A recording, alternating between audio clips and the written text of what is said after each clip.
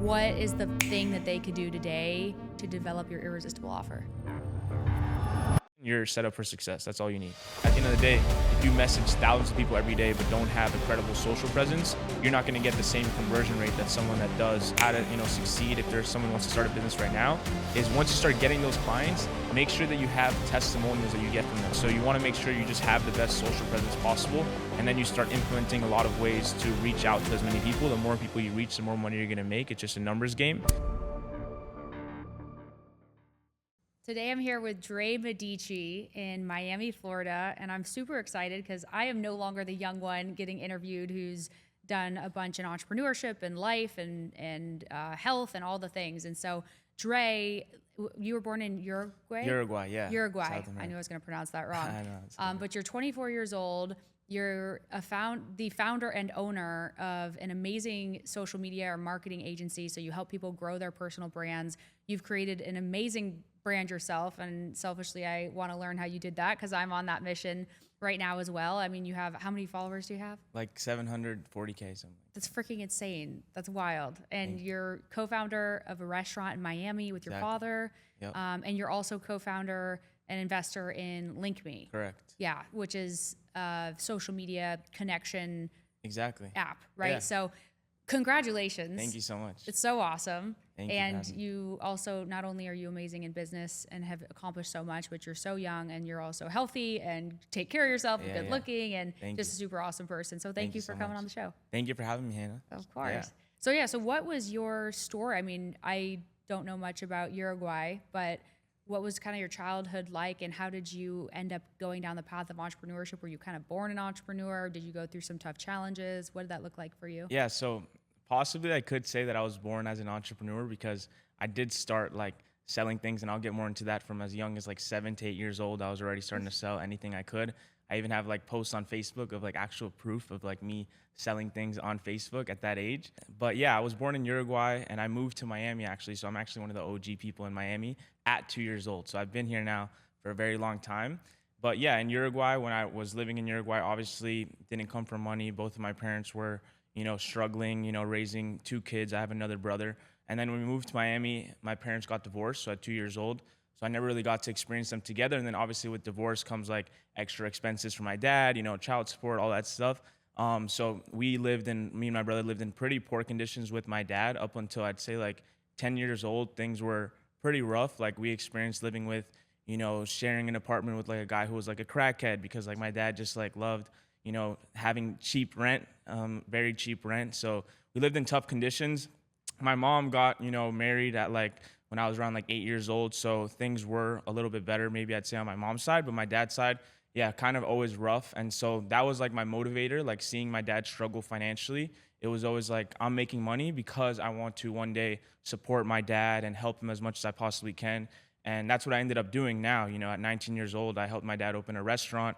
I've put, well over multiple 6 figures into that. And I also help with all the marketing to guarantee revenue for that. So yeah, that's kind of a little bit of my childhood growing up. I love it. I have a similar background where I was just talking to Brendan Carter before you came on about his background too, and how much pain is such a driver originally for excellence, right? And it really pushes you. And I think can be the greatest blessing ever. You could either choose to be a victim from these things, or you could choose to let it be your big why. And also, it enables you to just have so much more gratitude. Like when you're able to create a life that you never could have thought of. And it's just beautiful. It's beautiful that you've done that. And now you're actually giving back to your dad and helping him accomplish his dreams and have something so much deeper than what I'm sure you imagined as a kid.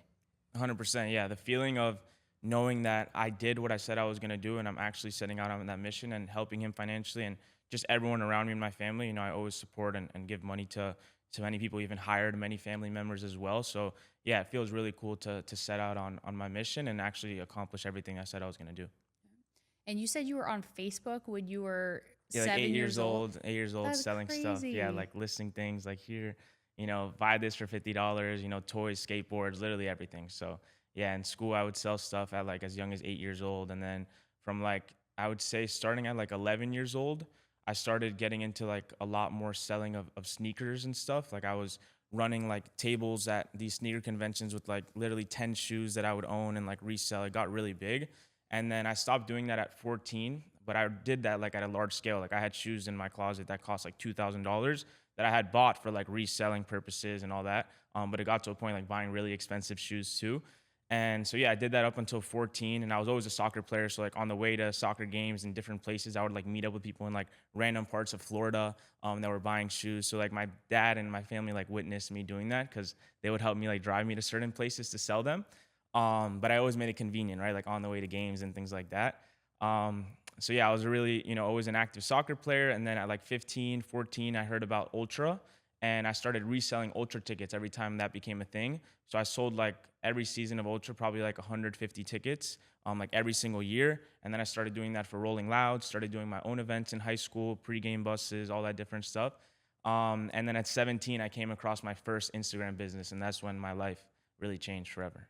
Wow. So What was your first Instagram business? So my first Instagram business, so as I was saying, I was always in a soccer player, top soccer player. I was one of the top players in Miami, and I always played on the #1 soccer team in Florida. I traveled to Spain, so I was really disciplined, always, having to do homework and play soccer, and that allowed me also to be in really good shape. So at 17, about like freshman 15, everyone starts talking about that. So I was like, wow, a lot of people before have asked me how I've gotten in such good shape, how can I help them in the gym and all that. So I was like, wow, this can be like a light bulb, sparked. And I was like, this could be the first business that I actually make money from every single day, because some of the businesses I was doing were like seasonal, right? For shoes, it was like certain events, or for the tickets, it was like when that season of those events actually came around. But now this was something that I could do every day, which was helping people transform their body. So I launched an Instagram account where I was providing workout meal plans for every single person, customized. At first, I was just getting started in online business, so I didn't have like as many systems. I was doing everything myself, but I had no cost for the business. I was just making the workout meal plans directly on Google Docs, so I had zero cost. And I started selling these for $120, these customized plans.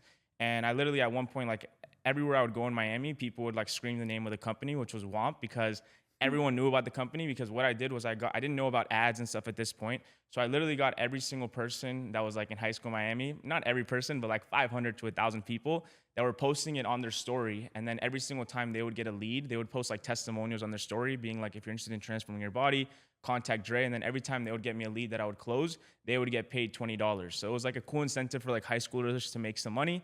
And then at the end of the day, I was getting a lot of calls for free, essentially, because I was only paying them when I closed a deal. And so I grew that business to 100,000 in sales, which was essentially 100,000 in profit because there was no expenses. And so then that was like, I reached that point like probably a month, 2 months into college. So I got accepted to the University of Florida, which was a top school. My parents wanted me to go. I never wanted to go there. So I just like, was there for like a month, 2 months. And I realized it really wasn't for me. It was just taking time away from the business. So I remember going to the admissions office and, just dropping out. And they were like, if you do this, you might not be able to get accepted again. But there was no doubt in my mind. I knew I was never going to come back to the school. So I dropped out, and then I moved to New York City, where I opened up an office in New York City. And when I moved there, opened an office, kind of doing things at a larger scale, spending money. Because now at this point, what I realized was I wanted to help every single person, grow businesses from scratch how I did. Because now I had, right when I started reaching that 100,000 profit point, I also invested into opening a restaurant for my dad. And I was doing all the marketing. So now I didn't only, get marketing results for a business from scratch like mine, but I also did it for an established brick and mortar business, a restaurant. So I was like, if I can build my personal brand, which I was doing at that point, come up with a workout meal plan business online and generate 100,000 in profit in sales in like literally 12 months. And then I can also get leads every single day for a restaurant. Why can't I do this for as many businesses as possible around the world? And at that point, when I put all those things together, I knew it was going to be a multi-million-dollar business, like right away, like literally before I even made the website, like I knew it. And so, yeah, I just had that vision. I saw it. And then now it's been probably 6 years since I had that, breakthrough moment. And the reason why it was such a big breakthrough was because now instead of just charging $120, I was able to sell services at a high ticket price. So my minimum was $1,500. So now every call that I used to do, just closing one of those deals, before it would take me 15, 10 calls to make that same revenue. So I built a big team. I also added monthly subscriptions to every single one of our high ticket offers, which was a huge gem that we can talk a little bit more about. And then, yeah, a thousand people paying you $1,000 is $1 million. So I've did those numbers, and now we've serviced like over 7,500 clients since then. Wow. So, yeah. That's insane. Yeah, yeah. And how did you learn about entrepreneurship? Like, what gave you the first initial thought to buy something and sell it for more? I think, like I said, possibly born with it. You know, that's where I go back to that, right? Because it wasn't like I learned it from anyone. Neither of my parents were entrepreneurs. So at the time, you know, it wasn't, again, it was just out of instinct. You know, I wanted Wow. to make money. I knew that when I would ask for things like other kids in school, you know, I wouldn't get it because my parents were just super cheap. Because they didn't have it, you know, Hmm. not that they were cheap in a bad way, right? But yeah, I knew that if I wanted things, I was gonna have to make the money. So by me making my own money, I could always get whatever I wanted. And that was the same situation in high school. Like, you know, kids would get certain money from their parents, but if I wanted to go to the club or do certain things or take a girl out, anything like that, it was going to be from my own money that I was making. So that was the driver from, yeah, like 7, 8 years old and up until, you know, I didn't now, you know, money, I have it. So yeah, Yeah, we've reached that point. it changes things. Yeah, yeah, for Yeah, sure. it's great. I mean, they say money doesn't buy happiness, which it doesn't. That's what we were talking about last time. But it does solve a lot of problems, and it buys you freedom. It 100%. can. You could also build a prison around it, depending on how you create your business and structure everything. But it gives you the freedom to choose and freedom to make an impact and freedom to hire, you know, talent and to scale. So I, I'm Definitely. 10 years into my entrepreneurship journey. I was same, 7 years old, kind of creating things, figuring out what I could sell. I wanted to have a horse, so I started charging people to train their horses so I could ride them and make money. Awesome. So things like the babysitting and all those types of entrepreneur mindsets. But really at 18 is when I got my license, started making real money, and started investing in real estate. But for the past 10 years, you know, I didn't get on the social media train until this year. Wow. And now it's super, super saturated and it's a whole different journey. But how did you realize that social media was where it was at so early on? And how did you learn like the funnels and the ads and like, how did you know about this? Yeah.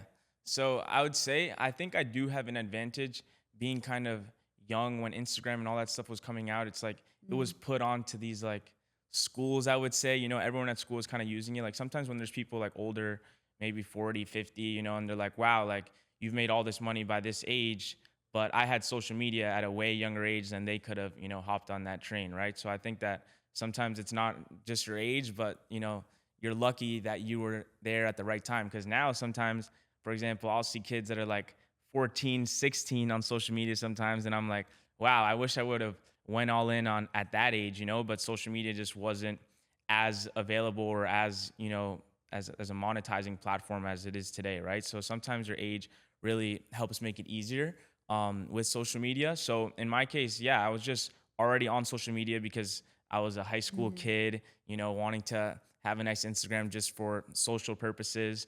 And as I was on social media, I started seeing other people that were entrepreneurs dropping out, running ads, all of that. And I think that was my big moment because, you know, when you see other people do things, it always makes it much easier for you to do it, right? If I was never on social media, maybe if I never had a phone, maybe I'd still be, you know, working a 9 to 5 or living a regular job. But actually visualizing other people do it made me think, you know, why can't that be me? And so that's when I really went, you know, all in on the workout meal plan business and scaling it up, trying to, you know, reach those record numbers all the time.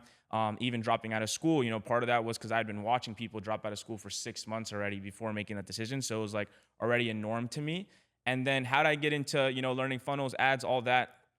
Again, money, right? Because money buys freedom, money buys being able to hire other people. And so because I made all that money from scratch without ads, without any expenses or employees with my workout meal plan business, then I was able to invest in myself, you know, other mentors, go to different events, read high level books, you know, .com secrets for funnels and Mhm. stuff, right? There's a lot of great, you know, knowledge and resources out there available. So it was just about self-educating as much as I possibly could.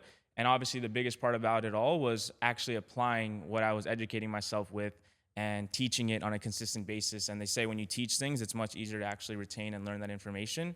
So yeah, it was just learning, applying, and selling. And here we are today. Now I'm thankful that I know a lot and have a lot of knowledge in the marketing space.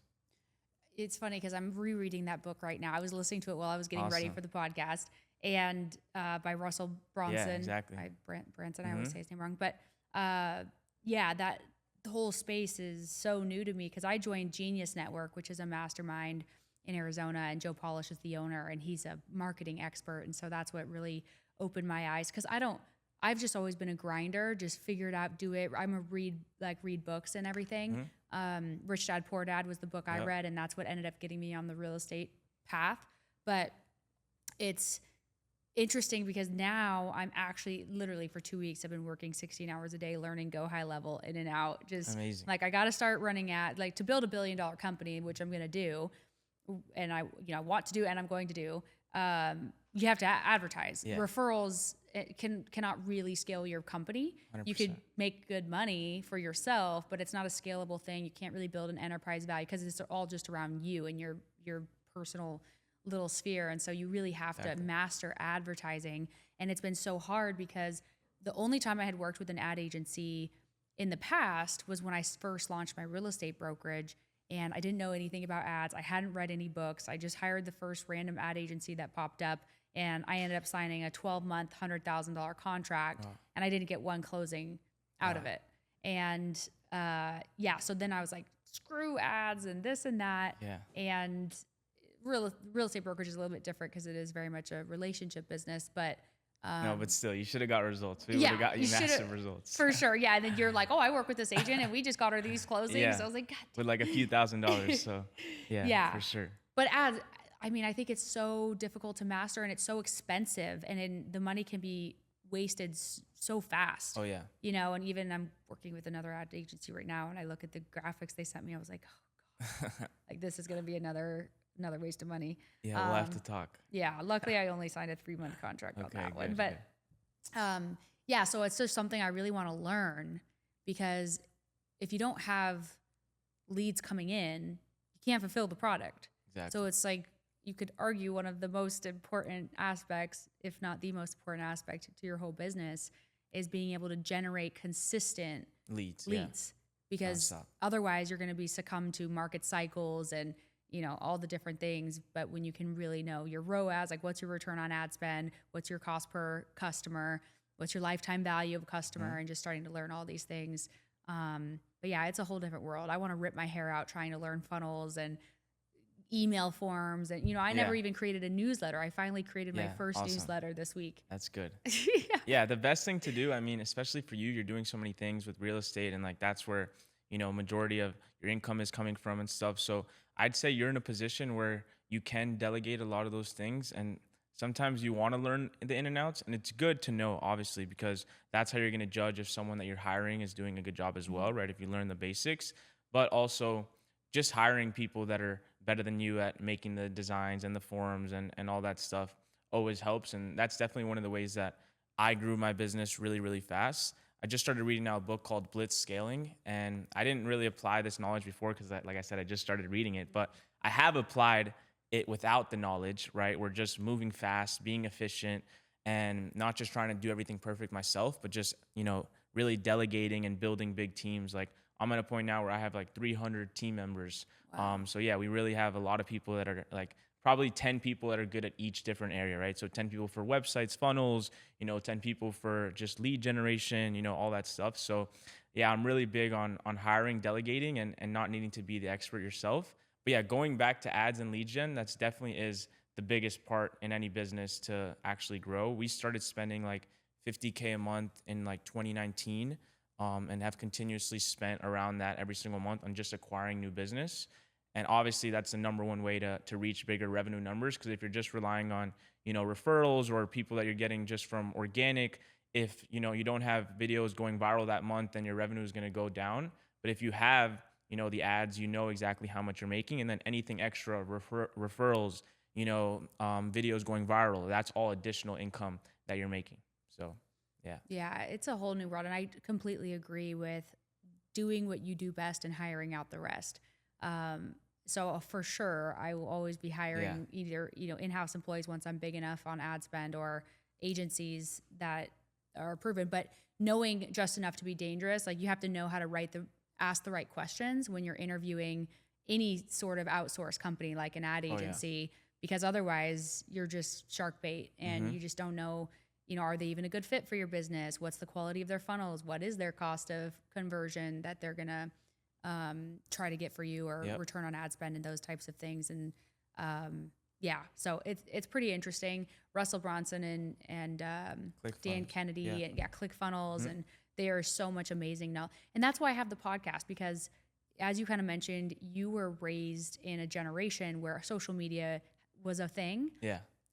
It was just becoming a thing when Yeah. I was like later in high school. So I didn't have, the only resources I had was books. And then the generation before us was even worse. Like they didn't even have Yeah. internet. They had to really try to figure stuff out for themselves. But now there's so much access to information is cheap. And now with AI, information is worthless, right? It's all about execution, because now an engineer or a coder or those types of things that used to be the most valuable thing are going to be replaced by artificial intelligence. Definitely. What do you think is how AI is going to affect advertising moving forward? And are you implementing it in your businesses at all? Yeah. So we've actually worked with a few like AI ad companies in the past that we've tested out to possibly roll out. But yeah, there's even now like instead of media buyers, you can even just plug in AI to actually run the ads, optimize them, change them. So there's a lot of cool things that we're definitely looking at with AI. We use it for a lot of social media clients as far as, helping us structure ideas. We don't use it word for word. We use our own, knowledge and overall best practices, but it definitely helps excel and exceed those operations too. And even I think it was Mark Cuban who actually said this like 2 days ago or something, but he mentioned like any business or anyone that's not using AI is going to be left behind. And he's saying that the most important thing you should be doing with your free time instead of music or anything is just listening and learning to things about AI all the time. And evolution has always been like the skill to be able to adapt and evolve and always stay up to date with the market has always been one of the most important factors in business. People have talked about this for years and years. And now with AI, things just move way faster, 10 times faster. So if that was important back then, it's only more important now. And that's why, yeah, we're definitely implementing it. I'm learning about AI every single day. And I recommend every business owner to do so because it's just going to allow their company to move faster and not with a lot of money, right? Because you don't have those large expenses like you would because AI is almost free. So, yeah. Do you think AI is a threat to ad agencies or a big benefit to them? So definitely, I mean, it could be a threat. If those AI ad companies get really, really good and these AIs just keep enhancing, it definitely can. But just like it's a threat to many industries, it also opens up, still other avenues where you can still sell a client to use your AI, for ads, right? Before you would sell them on maybe you doing it manually. Now you can still sell them on the AI doing it. So I don't think it really takes out like possible income opportunities away from the market as like, things that may get replaced, but definitely it can affect it. And people that don't know how to adapt and structure their offer properly, or also people that don't know how to continuously offer other things that maybe AI can't actually replace, right? Like being a consultant, you're that specific consultant, maybe that, that's something that you add as extra value that AI can't be, that perfect consultant that maybe you can to clients on top of the ad. So I think it's just getting creative with different things to offer. And that's something that I've done with my agency. Like we offer like over 50 different services. So, there's, if certain things are getting tapped because of AI, or like video editing or something like that, then we offer things that AI currently can't do. So that's what I'd recommend.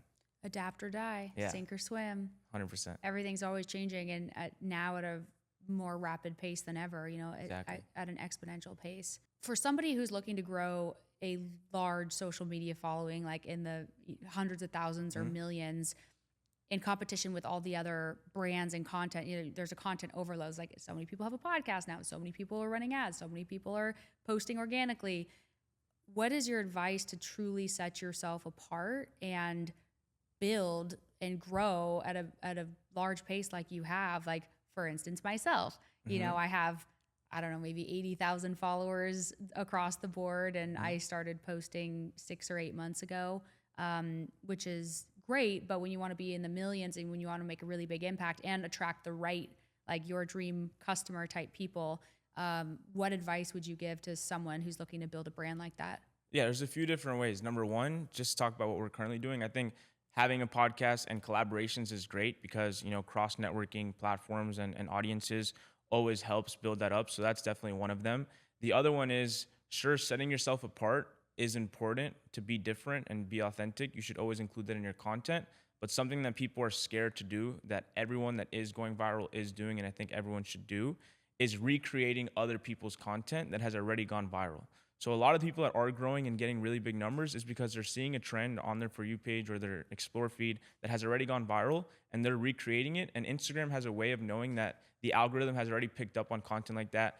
Users like it, so they know they're gonna have more retention on the app. Therefore, if they feel like that matches up using their AI machine learning, similar trending audio, the similar things that they're saying, then they push that out and it goes viral. So one of the biggest ways to go viral right now is literally having a social media manager or an agency like myself. We do this, or just doing it on your own if you don't want to spend any money, and just taking like 30 minutes a day, press on the Reels tab and just scroll through Reels, and you'll find videos that you can easily replicate. Maybe it's just like a text. Like the other day I closed a client for a realtor because I told her to make this reel that was basically showing like, if your rent is $2,500 right now, you can afford a home that costs $500K or something like that, right? Because the mortgage is similar, the down payment, sometimes you can get very low down payments. So she used that, and then someone was like, wow, I'm paying that in rent, I want to be a homeowner, and she got a client. And that was something that I pulled from another video that already had, a million views. So a lot of times that's currently the best way to go viral and get a lot of, views and a bigger push. And yeah, also posting in masses is one of the biggest ones. So I'm close friends with Luke Belmar for a good amount of time now. We've known each other for like 5 years. So I watched him from like just having 40,000 followers to now, literally his videos have like over 2 billion views across all platforms. And it's because he used another social media tactic, which is mass posting. So having a lot of clippers, because if you have more people posting your content every day versus just you, there's obviously more probability of you going viral. So he was having like, 80,000 posts a year being made. So that's definitely another one of the ways, because now your face is more recognized. So when someone sees a post maybe on your main page, since they've seen you across, social media on many different pages, they're going to actually watch it for longer because they recognize you, because, your face is just everywhere. So yeah, all that helps into overall conversion rates of people actually pressing the follow button because they've seen you around. So those are like 3 major key things that I would say to do to really start exploding your social media and your personal brand. That's really, really good. And I have heard that, look at what's already working and going viral, and you put your own, it's you, right? It's your own voice, but the algorithm knows about it. And then also, are there any tools to be able to see, like on your topics, on what is going viral, or is it really just start to scroll? No, you can scroll, and even like Instagram came out with this new feature called like Meta AI, and you can like ask it to like recommend reels and stuff like that, just like directly on Instagram. So that's one of the ways. And yeah, there's a lot of AI platforms. I'm not associated with any right now, but there's definitely a lot of companies. If you just look up like AI help me find viral posts, there's a lot of different companies out there. I think there's one called Viral Finder as well, where you can just put in like your favorite creator, and then it'll tell you like their top videos that have gone viral. So instead of scrolling through their content, for example, you can put Hormozy and it'll tell you his top videos. So instead of trying to replicate some of his videos that maybe don't have that many views, you just see the ones that all have like 5 mil, and then those are probably more likely to go viral if you replicate them in your own way. That's awesome. Yeah, there's a lot of tools out there for sure. I love it. I'm excited. I need to be more intentional about that, because it's like right now I have the podcast and editors just chop it up and post it and whatever, but there's no real strategy behind it. And it's great content because I have great conversations, but I should be doing more of like me being strategic about my content that's actually gonna bring in business. Yeah. Because like I would say every day, or just like even every morning and every night, just try to upload like 2 pieces of content that have already gone viral, things that someone in your industry or mortgage people have already done, and you've seen them get like millions of views. Because sometimes it's really just grabbing a piece of content like you in front of a house, and then you just add some text on it. And really people like spend so much time thinking about doing it, and that act of doing that only takes 30 seconds, to upload something. And then boom, it's done. And then you never know, it goes viral, and then you get a lot of free leads from that. Yeah. So yeah, just about continuing, staying consistent. Do you have a strategy or is there a right number of posts to do per day? Because I hear some people are like, well, if you only post 1 story, it gets a lot more views. And then some people are like, you should post 15 stories a day. And some people, 2, it varies a lot. So what's your take? I'd say there's a lot of myths in the industry. Sometimes people say like too many stories is not good, as you were mentioning, or just 1. The reason why is because sometimes Instagram, like if you don't have a lot of stories, when you finally do post, like they actually share it a little bit more because it's just not as saturated. So if you don't post for like 24 hours and then you post the next day, just like 1 singular post, that may get better engagement. And then obviously when you're posting a lot, sometimes Instagram may not be so, active on pushing that because there's a lot of posts out there. But sometimes you can post a lot and then all of them go viral too. And it's like, hey, I thought that, that myth was real. So there's a lot of like myths that aren't real, that people say, or like over posting or just posting once a day. It all depends. I would say, for example, on your main page, you can use whatever strategy you want. Meaning, for my main page, I see it more as like a resume.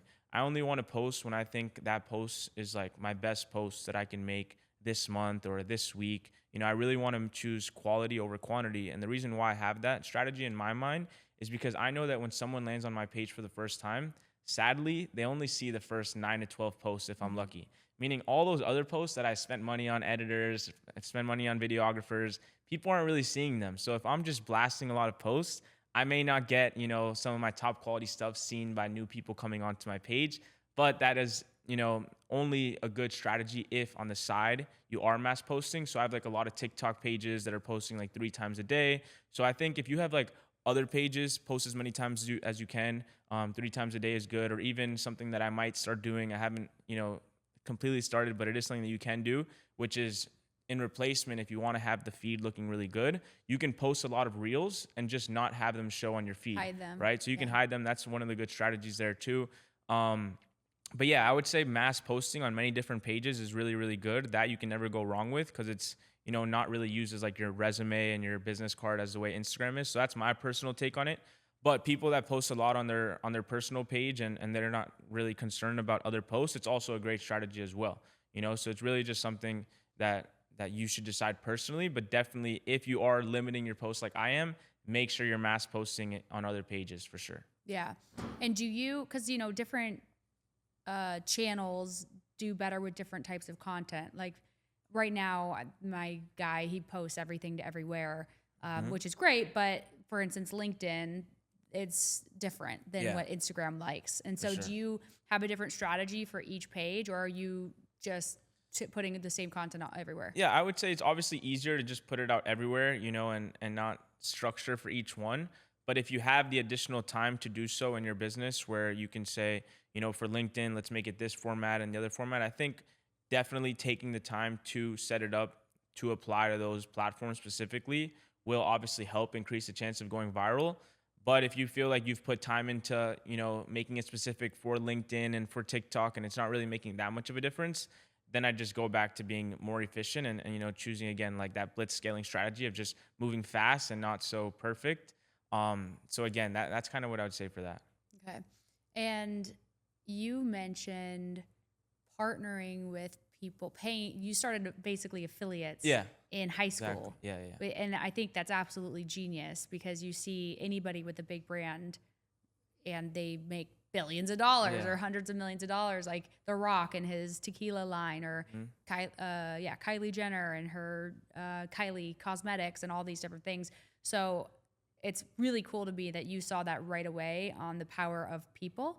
And I want to create some sort of thing like that in my lending business too, because that's my company that I just like you said, when you realize the business would be worth a lot right away, like I see that same thing with my business model. So how do you approach finding the right possible affiliates and then, I guess providing that value to them to be able to sell your product? Are you white labeling it? Is there affiliate link? Like how do you actually get somebody to push your product? Yeah, so I have 2 options now. So with the agency, we do have directly on the website, you can just go to partner and then get your own affiliate link and do it like that. So people that are always looking for additional, income opportunities, they can always do that. But then we do have specific agencies that want to have their own branding, their own agency. They don't want people to know about us. And we're perfectly fine with doing that because we've operated like that with many big agencies. And it's obviously helped us add revenue as well, because now every time they go out and make money or they spend money on ads and they close people, all the expenses that they have on the closes go to us because they rely on us to fulfill that service. So basically we're running that person's agency in a way, and all basically a huge percentage of whatever they generate goes to us. And so that's definitely a great way to grow, just having these white label partnerships, as many as you can. Because even in my case, there's a lot of marketing agencies. Like I said, I offer 50 different services. So they may only offer 1, 2 services. And then now they see all these services that I have. They're fully, automated. We have the best fulfillment, 300 team members that manage everything, loads of experience. So it's a great way for them to just now have additional services they can sell, increase their revenue, and then they know it's taken care of on the other end. But to add on to that, another great way to get clients, or another way to get referrals and people that are affiliates of what you do, they do say that people that are actually your clients, right, are the best people to refer you, because one of the biggest things in sales is having conviction in what you're selling. So if they've already seen the results for themselves, they know that person's legit, they're going to go out of their way and really be motivated to promote what you do. Like some of those clients that I mentioned in Arizona, they would be more than happy to, and they have, referred people to me because I'm already getting results for them. So they know they're helping someone else. So definitely going to your current database of clients and saying, hey, look, I would love to continue to grow with you, and I think this is a great opportunity. You can make a lot as well through commission. And all you have to do, another thing too, is simplifying it as much as possible. So in my case, what I do is I'll tell the clients, all they have to do is put me in a group chat, which literally takes them 30 seconds, and I'll get you paid. You just say, hey, John, this is Dre. He did all my marketing. If you want to schedule a call with him, here he is. And then I do a call with them. They don't have to do anything, no call, and no fulfillment. And then they'll get paid a commission as well. So I think making it for your partners, telling them how easy it is for them to make money, so they really know that it's not going out of their way and, operating a whole new business. Because sometimes people think, they're way too busy in their own business. So if you make it sound like something that takes up their time, they may not be interested. But if you can make it something where it's literally them just taking, 30 seconds a day going through their contact list, or people that they're DMing, or people that are watching their story and messaging those people about your product or service, then that's another great way, of course, to expand the affiliate partnership community. And then last thing I'll mention too is sometimes you can even run ads for that alone, right? So you can say, hey, I'm launching a brokerage for my lending company. Do you want to be an affiliate and make, up to 6 figures per year just getting commissions? And now you run ads specifically for that, because one person that you acquire could now possibly bring you 5 to 10 clients. First, when you're running an ad just for your product or service, they may only bring themselves, so that also Right. can be profitable as well. That's smart. Yeah, I like that. Awesome. How are you tracking your affiliates? Like, are you using Go High Level as your CRM? And I guess, are you just manually plugging them in from the group chat and tagging it as an affiliate? Yeah, so there's different ways. So right, with the white label, basically what we do to manage that is we plug in our COO of the company into, Slack channels, group chats with them, so they feel like they have a fractional COO in their company as well, who handles all the billing and just any client requests, anything like that. And then for the actual affiliates that are just joining through the website, they have a managed dashboard where they can see all their sales, their payouts, everything is super seamless there. And then for people that are clients, basically just group chatting me with someone, then I'll just essentially, like, when I close someone, they'll just get paid through Zelle. So there's not really too much tracking that goes into that. But yeah, we do use Go High Level for certain things. We use it for building funnels for clients as well. We prefer Go High Level over ClickFunnels. So yeah, Go High Level is great, and they have a lot of tools, and I'm actively also learning all their different tools. Sometimes I'll have team members join their workshops that they do for free and stuff to just actively know more information. So Yeah, I'm just learning it, and it's the Yeah. whole thing. It's really cool though what it's capable of. yeah, But it's so crazy how long everything takes. I'm like, it took me so long. I go on the Go High Level Facebook and I look for employees, Yeah. for developers, and then I Yeah. get suckered in because they're like, I have to feed my whole family. Can you send me $500? I'm Yeah. like, yes. But anyway, but yeah, it's like every little thing. Like, I'm trying to get mini chat set up right now. Yeah. So when somebody DMs a certain thing or comments Yeah. a certain thing, I can give them a flipping calculator for free that I created. Awesome. But even that, I'm like, why isn't it working? This link Yeah. isn't working. The form isn't working right. The picture's not showing up. It's just a whole thing. So yeah, finding a good partner to help you build these things out is so important, because Definitely. it just all takes so much time. And then you have the fulfillment piece of it, which is a whole nother thing. Yeah. Is you have to balance everything out, sales Yeah. and fulfillment. So Go High Level, something to mention about them is they've done incredibly well with their affiliate program. So they've paid out over $100 million in just affiliate commissions.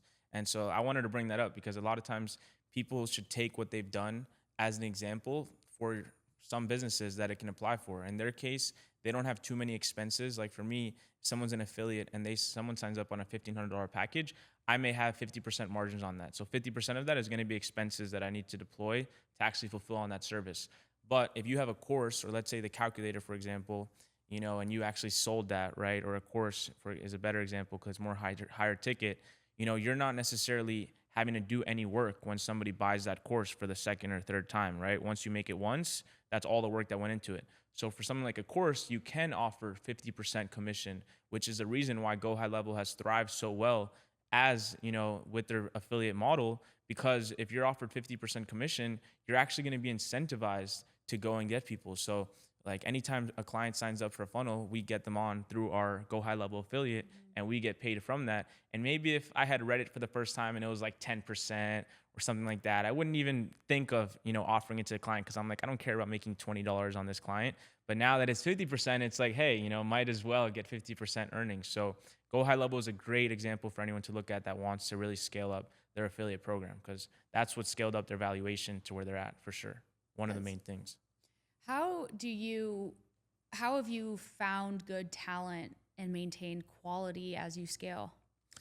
So luckily, one of the best ways that I've found talent is through my personal brand. So a lot of times I'll post hiring, and because there's just a lot of good people that follow me, a lot of motivated entrepreneurs, you'll find a lot of great talent from your own personal brand.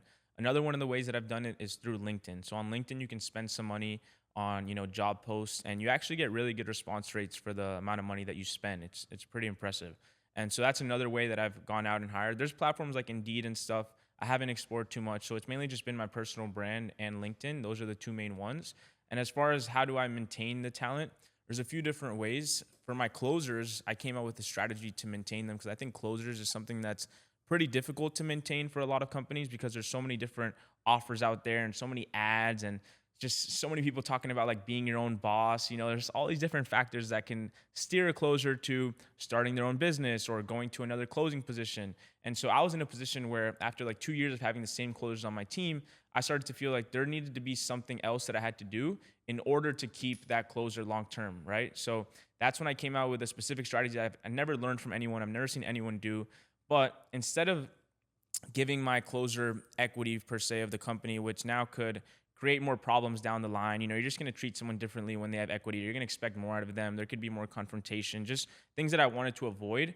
And I want to just do it like this because I've had bad experiences with equity in the past. Me too. But yeah, it can get really bad. But so what I did in this case was, as I mentioned, with all of our high ticket programs, we also include a monthly subscription. So now, even though we would spend the money on ads to get the leads for the closer, once they close somebody on a high ticket package, I also give them a commission from that client's monthly subscription for life. So now there's a lot of closers that even if they don't close a single sale, they'll still make $7,000 in profit in a single month just from the monthlies that they've built up from closing deals. So a lot of companies, if you close somebody one time, you're never making money from that person again, even if the company has a subscription in place, because you'll still be satisfied with that as a closer, right? You're still making money on the upfront. But I wanted to go the extra mile, because now obviously when someone thinks about leaving the company, they're also going to think about leaving that huge commission as well. But it's a win-win, right? Because they're still making a huge commission. So it's not like I'm tying them down to anything. They can still gladly leave, but they may not have, that commission. So that was something that I did. And till this day, like all my closers have stayed because they know I'm going the extra mile, paying them this payout every single month. And now it allows them to make way more money because they're making all the commission from their new closers, but they also have that guaranteed income as well. So that's one of the ways that I've maintained employees on that side for closers. And then for just general employees, maintaining them, I think it's just always paying on time, right? And just having your stuff on auto pay so they're always happy, treating them right, personalization. Sometimes me coming in as a COO and calling people by their name and, talking to people personally, I think really helps.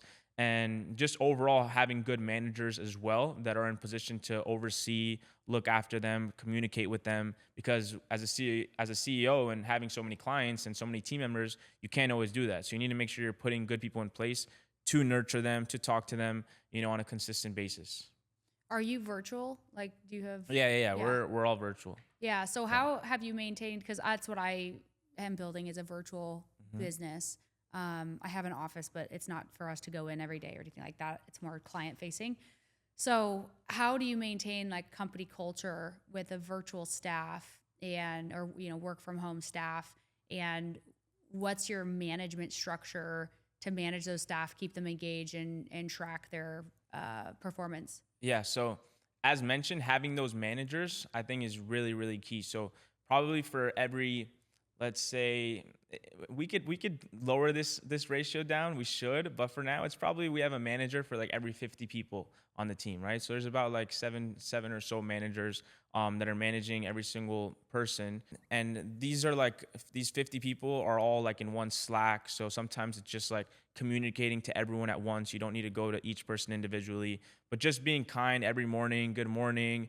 Hope everyone's doing well. If there's any issues, please reach out to me. Like just letting people know that they're appreciated for their work, and just continuously checking in on them, and letting them know that we're available, or when they actually do reach out to that manager is replying fast. So I think all of those things make a big difference. And as far as my closers, who are like in some case, not to be rude to the other team members, but they are like the most important key factor of the company, because they're the ones generating the revenue to then pay all the staff as well. So with my closers, I really keep really good culture by doing trips. Like I've taken them all to like a mansion in Dominican Republic, and we stayed there for like a week and really gotten close. In Miami, we've done like a lot of team retreats because a lot of the closers don't live here. So I'll bring them down here.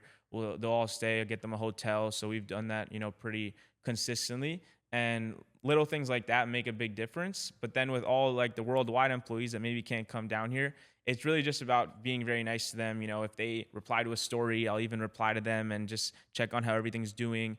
And my managers are always checking on them even more than I possibly can. So by them doing that and me just doing it every now and then, it gets the job done for sure. Okay. I love that idea of the retreats and everything like that. Yeah. And what's your meeting cadence, or will your managers meet? Like, how often do you meet with your managers, and is it virtual? And then how often are they meeting with their team? Yeah. So as far as them meeting with their team, they don't have to do that so much. It's more so just them virtually texting and being active with that. I do meet with them. My COO mainly, he basically runs the company. So he could be the CEO of the company. I just want to keep that title for now, but he literally runs everything. So he's the one talking to all the managers, doing everything.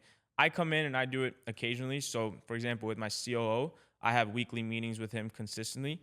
And then my CSO, who's the chief sales officer, another big position, I'm also meeting with him weekly. And then the different managers, I'll also meet with them probably like once a month.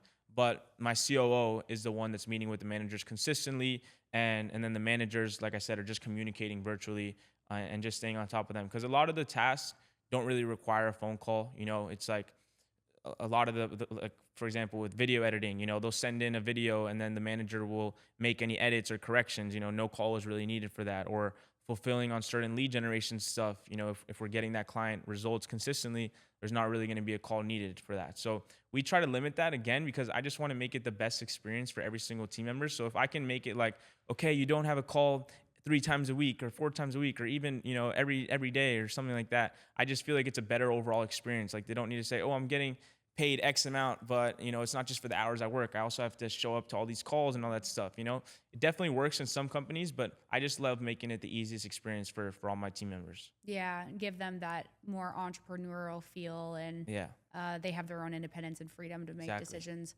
Exactly. And how has your experience been being a really young founder?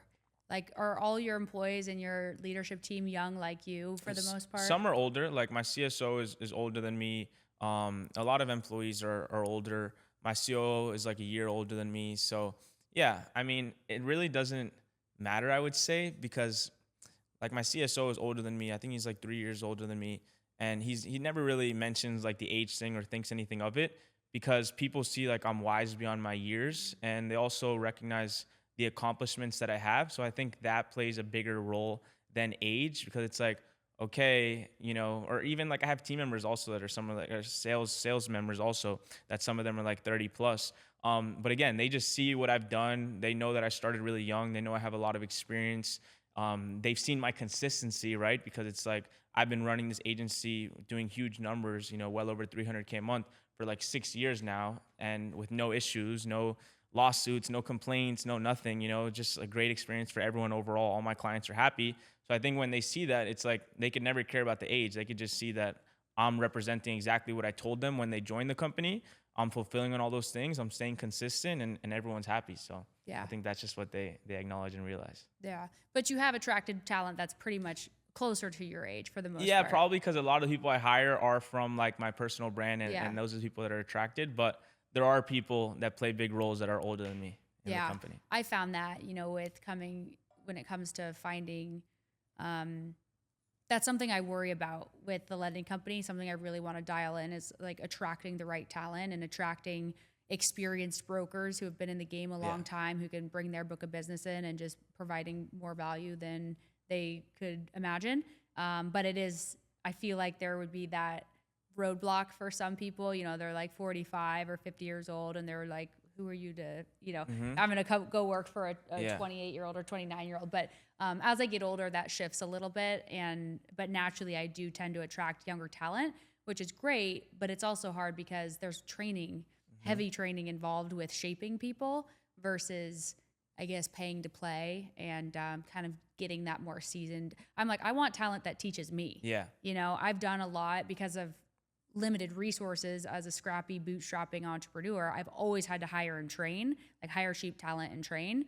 And it's been fine, but it's also very time consuming. And so at this point in my life, I'm like, okay, now I want to use capital and more pay to play and bring people to teach me. No, 100%. Bring people to teach me. Yeah. Yeah, and I feel the same way. My COO and my CSO, I brought them in because I saw them as like more talented than me in many areas. So definitely I'm all about that too. And I'll continue to bring on bigger players. We're a company that hasn't raised a single dollar, right? So it's not like I have like these VC funds to just go after and headhunt like these maybe more seasoned players, but definitely that's in my Rolodex of things that I'm going to do.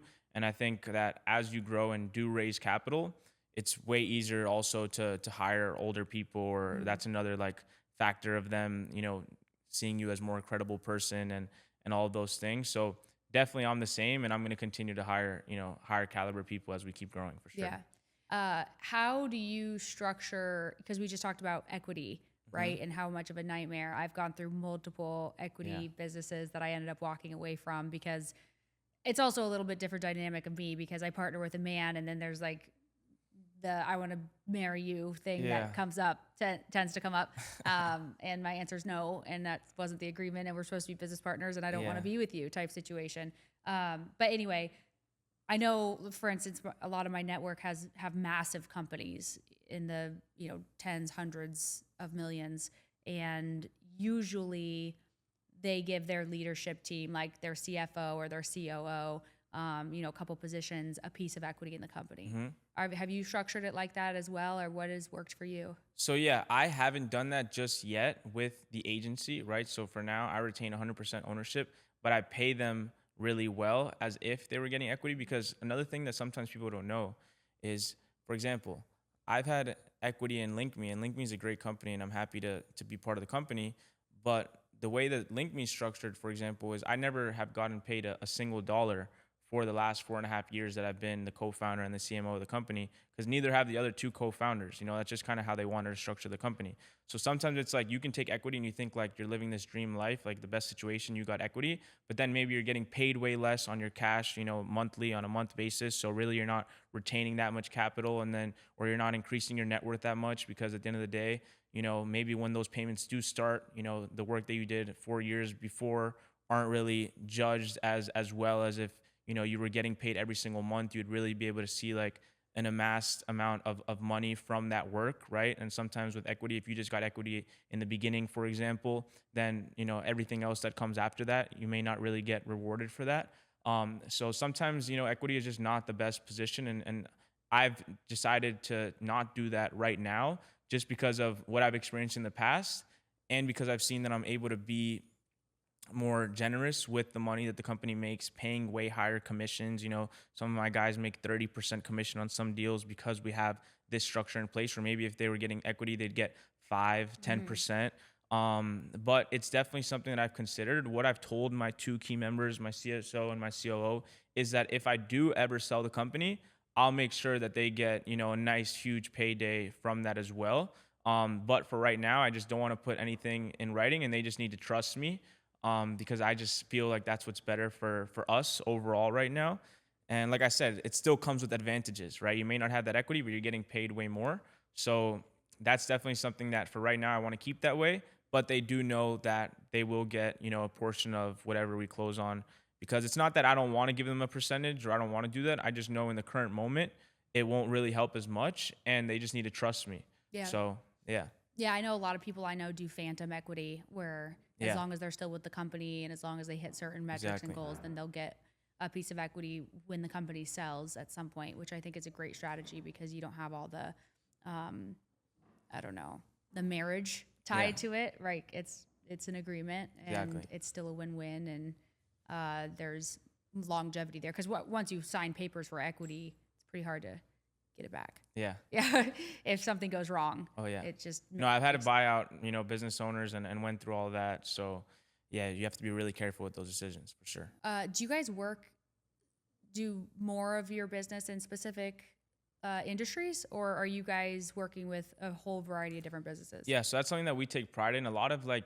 gurus and coaches will be like, niche down and only focus on one niche. But from the beginning, we said, our services work for every single industry. So why not just be that agency that works with every industry? So if you look at our website, we have like a case studies drop down, and we literally have case studies for every industry that you can imagine. So, yoga instructor, realtor, restaurant, dentist, it really just any single person can benefit from this. And then that's also great because the day that I do go to sell or to raise, equity, raise capital, having such a big total addressable market really, really helps that, right? Because we're someone that every single person can benefit from our service. So I think that's something really big as well.